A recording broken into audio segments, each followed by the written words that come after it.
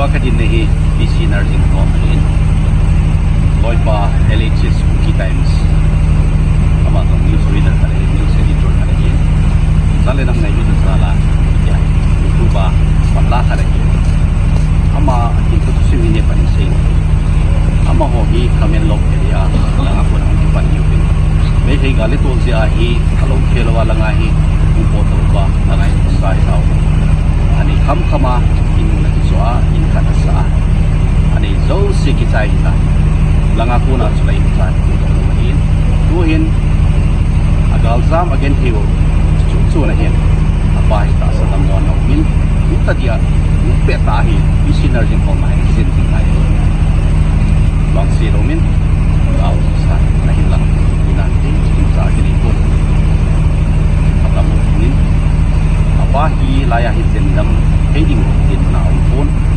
silai mo na doktor mo na say dan hi step danga ko ngai se ai zo ham wati ham ngai din ngai wati up to going in 7 laya doktor wati mo na hi alo thelo wa hi jen ngai din hi si hen pan pina ngai cha nami te hon si den ama hi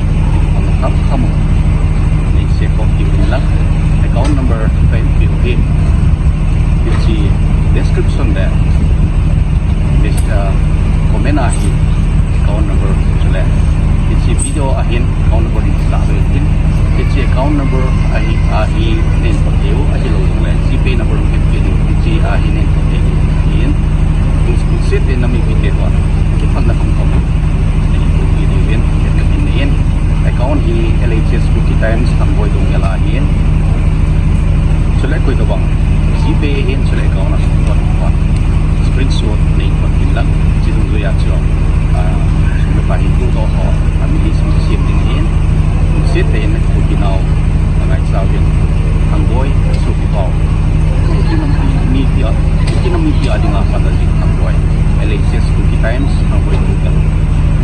apin apa den tam na pan kinau sa video ai mo hi Thangboi Doungel LHS KUKI Times apin apa hin ako maum hi anu hin avela ngaum hi anau pa hi kanami pite hozo situ ni khu hin nei hingwa nge nanum khat kanein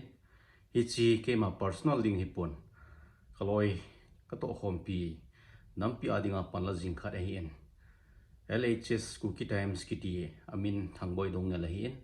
ama hi cycle gamkai khamen lo gamkai a chenga hin khamen lo gamkaya chengthei a hi ta lo pharavin hong ki chon do vin kangpu piao mu vin kangpu pia ko na tu a hi ke ho koma hi ke ho kom kitile ke ho gamkaya hi hung cheng lut hi win ke ho gamkaya hi ha sa ta ang chen lut nu hin apa hin nan na sangta khat nei ji hin alo thilowa gotia zen ngai ding in a se win Dr. Hon hito khilon hin loipa Thangboi Doungelin aha sat na thu ho ke kome hin sen means dang ane lo dan thu ho chule last option a ke koma halungel angai tu ho ain lut zin kenzong loipa dinggel na zale apa dam ding den zalin tuni kho an henguwa nge na hi kain bol nomin nge na khen bol nom chu dang hi pon apa zendam na ding hin nami pite ho zo si laki phal na za do na hin tu do wa ichi loipa LHS KUKI Times kiti nisi ai pawa gamsung thu su ho sule thu su dang hin phong do jing Thangboi Doungel pinapa apa zendam na dingin panla khom chi uti ti hi na hinguwa khong taw na hi ka ki pa e